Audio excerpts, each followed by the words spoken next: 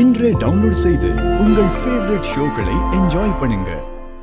சாமியாருக்கு phone பண்ணி இத பத்தி பேசி இதுக்கு என்ன பரிகாரம் பண்ணலான்னு அவர்கிட்டயே கேப்போம். அத பண்ணிட்டு புதுசா நிச்சயதார்த்தத்துக்கு புடவை எடுத்துடலாம். இதெல்லாம் ஏதோ தெரியாம நடந்து போச்சு. இதை நினைச்சு நீங்க யாரும் வருத்தப்பட வேண்டாம். மித்ரா, உனக்கும் சேர்த்துதான் சொல்றேன்.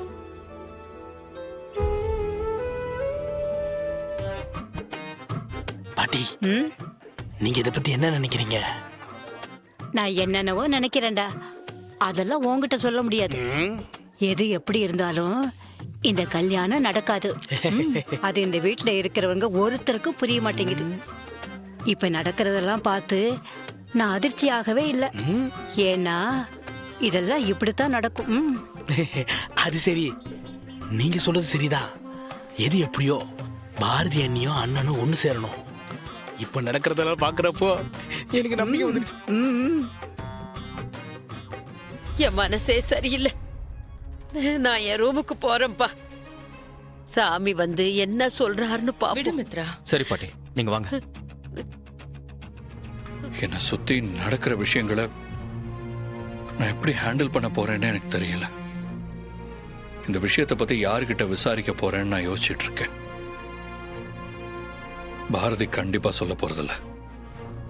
என்ன பண்றதுன்னு தெரியாம பைத்தியம் பிடிச்ச மாதிரி இருக்கு. அண்ணே, உங்க மனசு படுற பாட்டை என்னால புரிஞ்சுக்க முடியுதுண்ணே.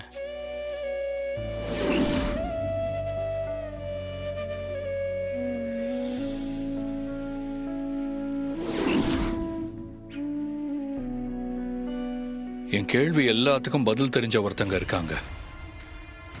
அவங்க தான் இதுக்கு சரியான ஆள். யாரை பத்தினே சொல்றீங்க? வாசுவோட அம்மாவை பத்தி தான் சொல்றேன். அவங்க தான் கரெக்டான ஆள். இந்த விஷயத்தை பத்தி கண்டிப்பா உங்களுக்கு தெரிஞ்சிருக்கும். அந்த அம்மாவை விசாரிச்சா என்ன நடந்துச்சுன்னு தெரிய வரும். கரெக்ட் அண்ணே, அந்த அம்மா கிட்ட கேட்கறது தான் சரி. நான் காஞ்சிபுரத்துக்கு கிளம்பி போய் அவங்கள பார்க்குறேன். என்ன நடந்துச்சுன்னு அவங்கள கேட்டு தெரிஞ்சுக்கிறேன். அவங்க என்கிட்ட மறைக்காம விஷயத்த சொல்றாங்களா இல்ல என்ன பண்றாங்கன்னு பார்க்கலாம்.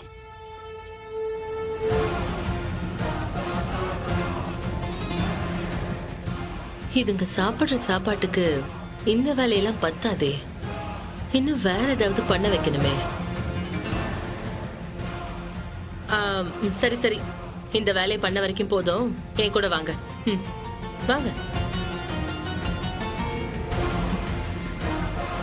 இங்க பாரு, இந்த மீன் தொட்டியை 2 பேரும் சேர்ந்து வெளியே எடுத்துட்டு போய் கிளீன் பண்ணுங்க.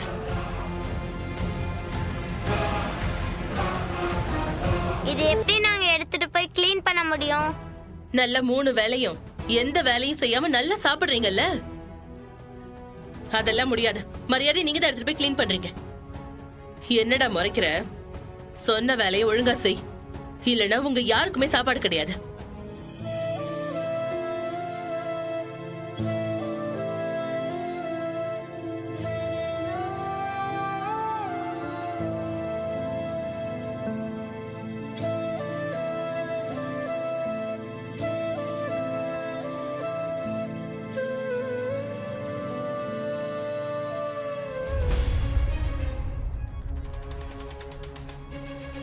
அக்கா அக்கா அக்கா, கை கை. ஐயோ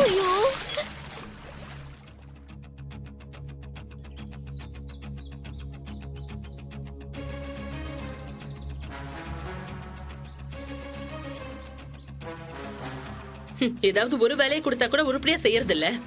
இதுல வேலை செய்ய முடியாதுன்னு என்னை எதிர்த்து வேற பேசுறது. இதை யார் பண்ணது? இப்ப ஒழுங்கு மரியாதையா யார் பண்ணதுன்னு சொல்ல போறீங்களா இல்லையா? நான் தான் தெரியாம கீழே விட்டுட்டேன். எனக்கு தெரிஞ்சு நீ இதை வேணும்னு தான் போட்டு உடைச்சிருப்ப. எப்படி நிக்கிற பாரு, கள்ளலி மங்க மாதிரி. அப்படியே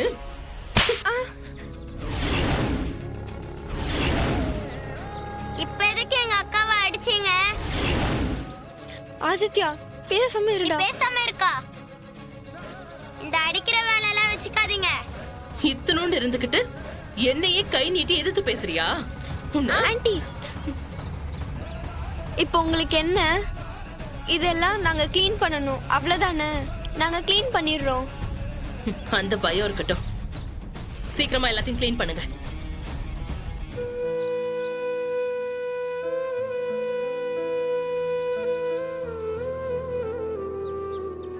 ஆதித்யா, நீ பேசாம இரு. உடஞ்ச கண்ணாடிலாம் நானே க்ளீன் பண்ணிடுறேன். சாரிக்கா, என்னால தானே எல்லாமே. அப்படிலாம் ஒன்றும் இல்லடா. நீ வேணும்னே வக்கீல போட்ட, கை தவறி மிஸ் பண்ணிட்ட. நான் பார்த்துக்கிறேன். ம்.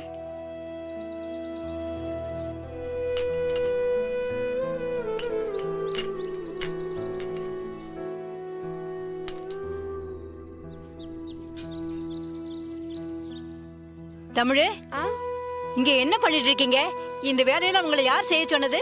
அது வந்து பாட்டி. ஆதித்யா, இருடா. பாட்டி, தெரியாம தண்ணி கொட்டிடுச்சு. யாராச்சும் கீழே விழுந்துருவாங்கன்னு சொல்லி நான் தான் தொடச்சிட்டு இருக்கேன். சரி விடு, மிச்சத்தை நான் தொடச்சி விட்டுறேன். குடு. பாட்டி, வேணாம் பாட்டி, முடிஞ்சிருச்சு. நீங்க போங்க. 2 பேரும் முதல்ல சாப்பிட்டீங்களா? நாங்க சாப்பிட்டுக்கிறோம் பாட்டி, நீங்க போங்க. குழந்தைங்க மூஞ்சியை பார்த்தாலே சரியில்லையே.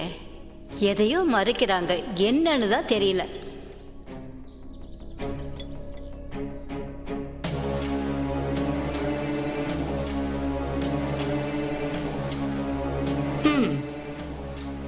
பரவாயில்லையே, சொன்ன மாதிரியே வேலையை கரெக்டா முடிச்சிட்டீங்க.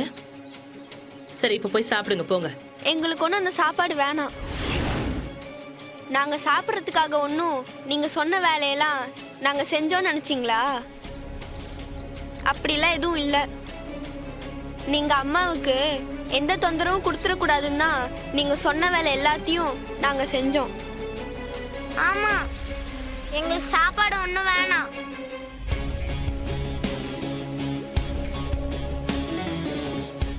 வாடா.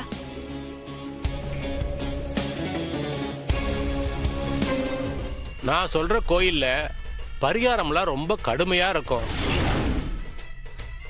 ஆனா அதையெல்லாம் ஒரு பொருட்டா நினைக்காம இந்த கல்யாணம் எந்த தடங்களும் இல்லாம நல்லபடியா நடக்கணும்னு அந்த அம்மனை மனசார உருகி வேண்டிக்கிட்டு கல்யாண பொண்ண இந்த பரிகாரத்தை பண்ண சொல்லுங்க.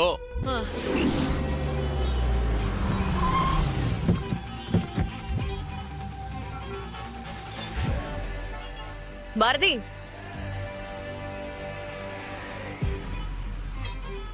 எது எப்படி இருந்தாலும் ஜெயிக்க போறது நான் தான். இன்னைக்கு பரிகாரத்தை எப்படி கரெக்டா பண்ண போறேன்னு பாரு. ஐயோ, அடம் பிடிக்காத மித்ரா. நான் எல்லாத்தையும் சரியா பண்ணி காட்டுறேன். நீ என்ன பண்ணாலும் சரி நடக்காது. சொதப்பதான் போற.